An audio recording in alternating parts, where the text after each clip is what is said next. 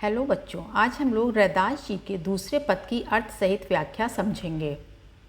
बच्चों, अगर आप मेरे चैनल पर नए हो तो चैनल को सब्सक्राइब जरूर कर लीजिएगा। ऐसी लाल तुझ बिनु कौन करे, गरीब निवाजु गुसैया, मेरा माथे छत्र धरे।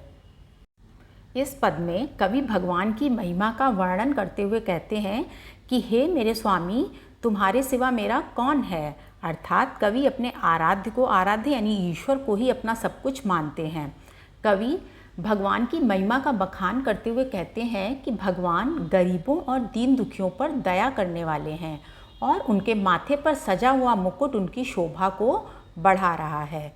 कवि कहते हैं कि भगवान में इतनी शक्ति है कि वे कुछ भी कर सकते हैं और उनके बिना कुछ भी संभव नहीं है।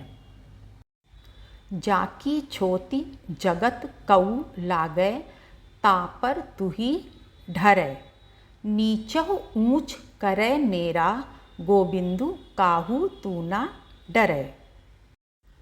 कवि कहते हैं कि भगवान के छूने से अछूत मनुष्यों का भी कल्याण हो जाता है।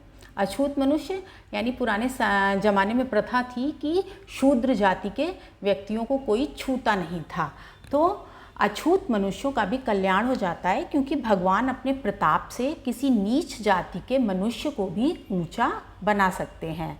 कहने का तात्पर्य है कि भगवान मनुष्यों के द्वारा किए गए कर्मों को देखते हैं, ना कि किसी मनुष्य की जाति को। नाम देव कबीरु तिलोचनु सधना सैनु तरय, कही रविदासु सुनहु रे, संतहु हरि जीव ते सभय सरय। कवि उदाहरण देते हुए कहते हैं कि जिस भगवान ने नामदेव, कबीर, त्रिलोचन, सधना और सैनु जैसे संतों का उद्धार किया था, यानी उनको मुक्ति दिलाई थी, वही बाकी लोगों का भी उद्धार करेंगे।